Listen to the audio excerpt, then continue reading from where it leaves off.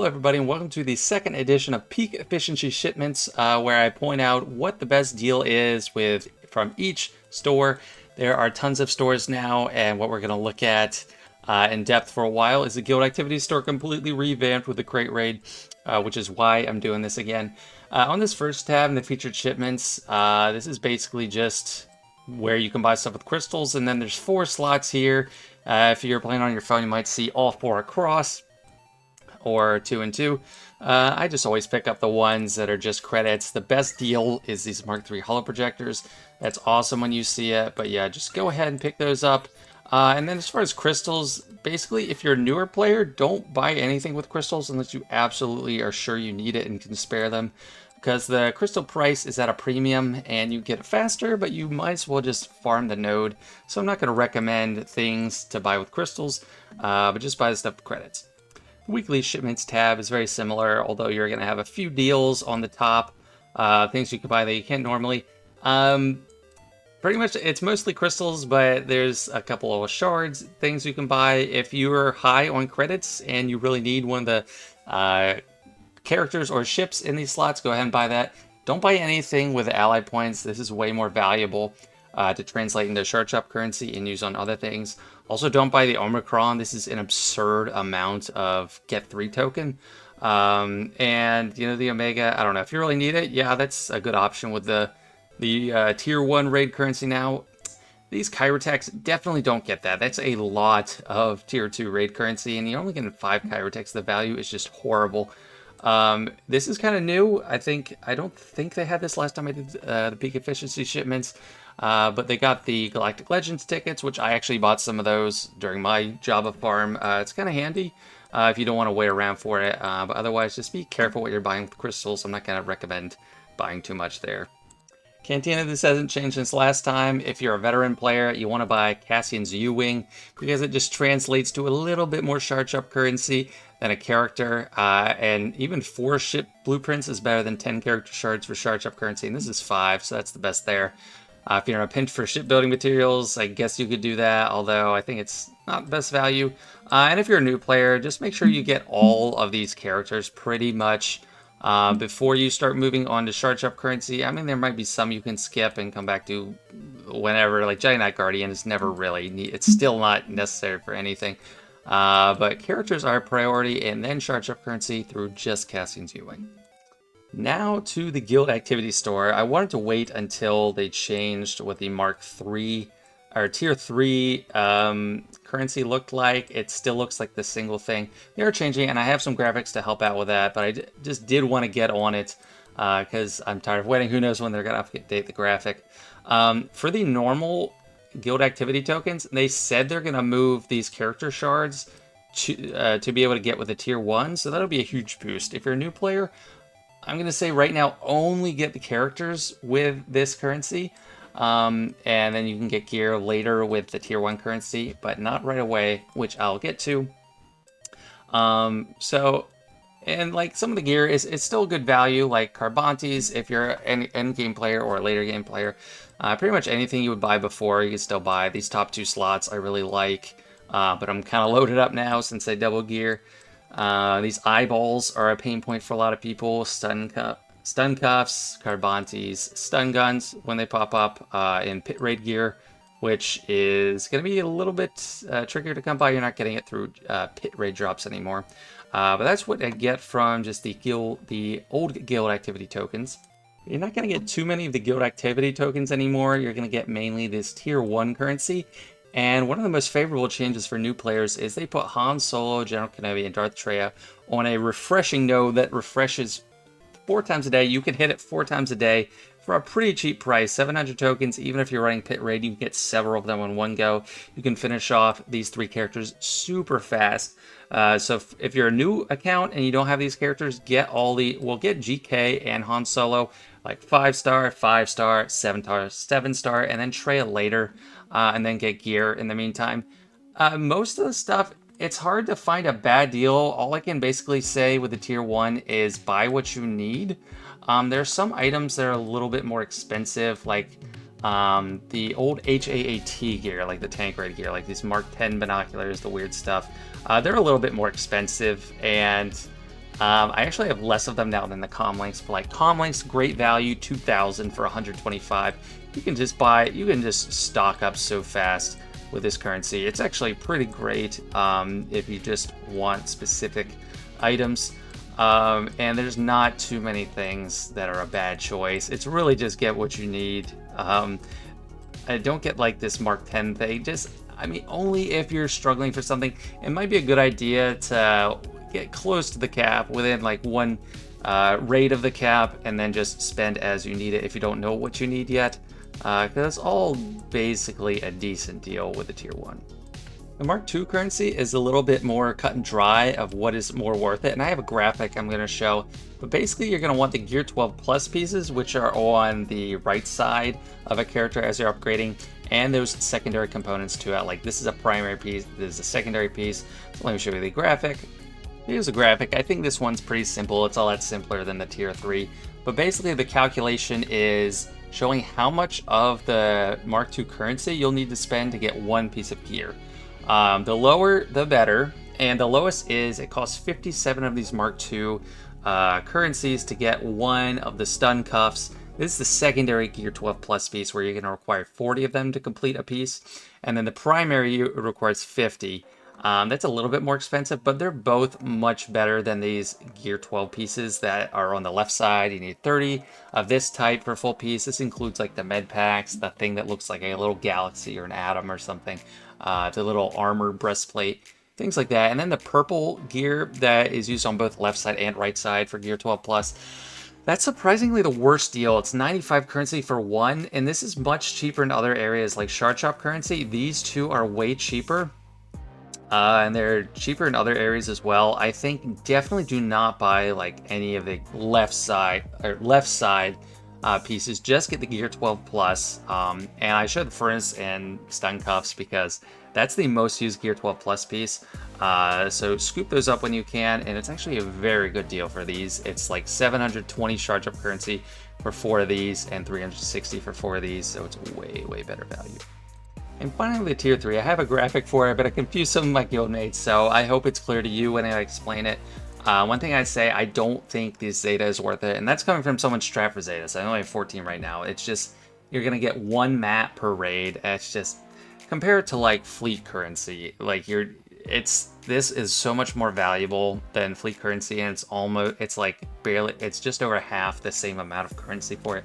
Weird comparison, but Zetas are terrible. I think keypads are terrible. Arrow magnifiers are definitely a must, especially if you're a newer player, and this is really the only place to get them. I don't have a comparison of like scrap value because they're a unique item. You can't get them in the challenge tier of the rank or raid anymore, even though it still says that. But my favorite is Zinbittles, and then impulse detectors, and then electrum conductors after that. And here's the chart. Yeah, here it is. I had to make myself small to make room for it.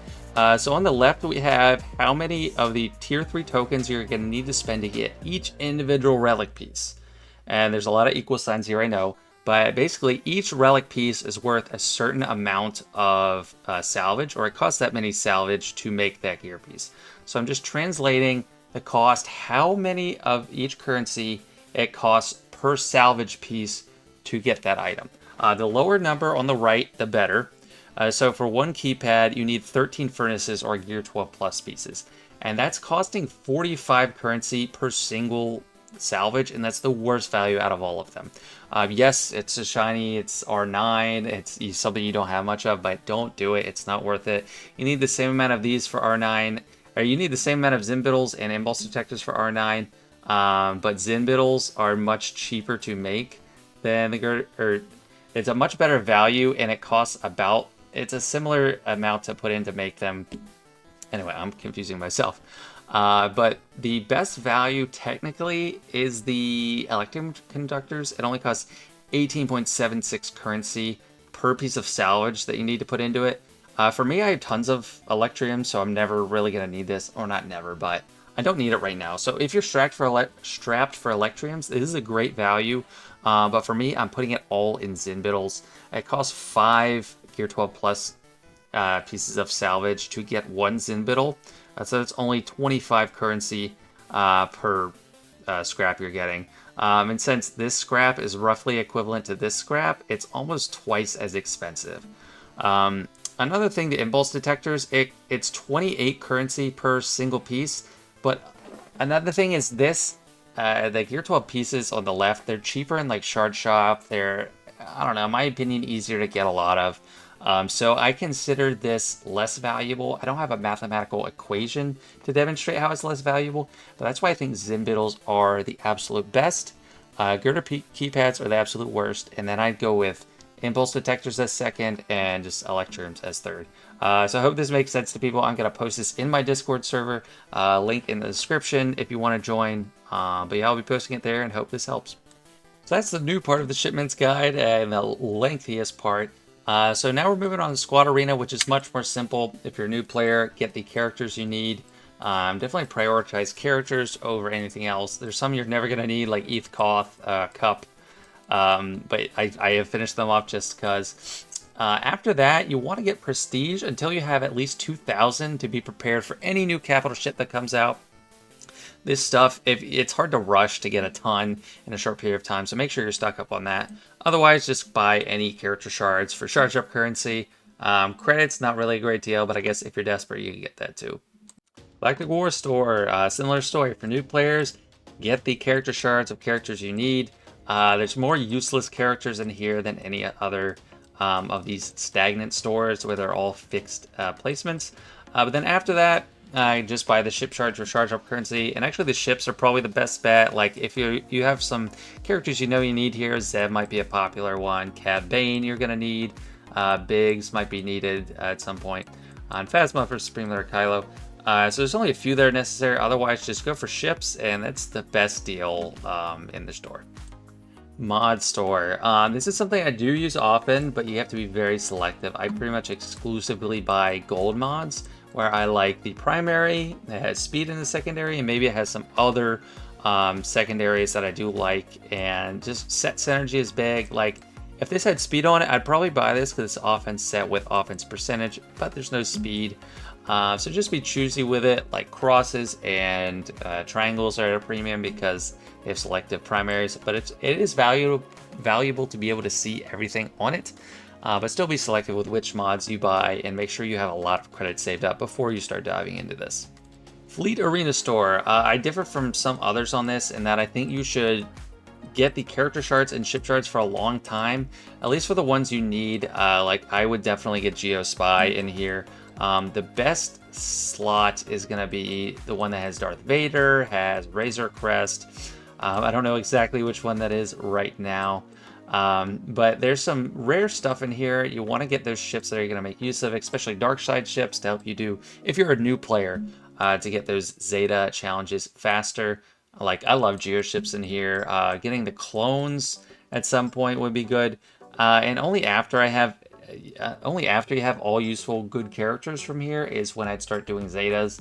Because that's steep. It's 2,000 fleet mats for one Zeta, and it takes 20 Zetas to actually give an ability to a character. So that's 40,000 currency to get one Zeta material. And by comparison, you could get 100 shipments of characters, which is 1,000 shards. You could finish off 3 full characters in this shop for the cost of one entire Zeta mat. To me, it's no comparison. And then also ships, you're going to get fewer ships than that, but you could finish off a whole ship by the time you'd get one Zeta ability. But of course, once you finish all this off, you should exclusively get the ability mats. That's what I do every day. Guild Event Store. This one's a little bloated too. I have no need of these characters, but if you're really desperate and you're a newer player, that might be a good use for the Get 3. I wouldn't buy relic materials or micro attenuators. I don't think they're worth it. I would just buy exclusively Chirotechs, and that's actually what I do. Because Chirotechs are so, like, did you see how much they're charging for tier 1 raid currency for these? It's just insane. So this is actually a decent deal for the Chirotechs. And that's also what you want to spend your Get 2 on, in my opinion. Of course, there are things you're going to need to finish off with Get 2, like Rolo and Imperial Probe Droid. You don't really need Imperial Probe Droid, but Rolo if you're going for Giant Knight Luke, that's an important thing to get with Get 2. But if you don't need that, or need one of the ships like Negotiator or Malevolence, that's your primary focus, getting one of those great ships if you're a newer player. But if you finish those, just get Kyrotex, and you could get Gear 12 Plus pieces. But to me, I'm isolating everything like Tier 2 of Raid Currency is for the Gear 12 Plus, get 2 and get 3 is for Kyrotex, and get 1 is for like these purple pieces mainly. You can also get the normal Gear 12 Plus, normal Gear 12 pieces, like this multi-tool prototype. The med packs are good value. So these are way cheaper than the Gear 12 Plus pieces, even though it's hard to compare the Guild Event 1 to Guild Event 2. So that's what I get here. You could also get like core gear like stun guns and stun cuffs, but I wouldn't really recommend it unless you're just drowning in the need for them. This is just Pyrotex and Gear 12 stuff, basically.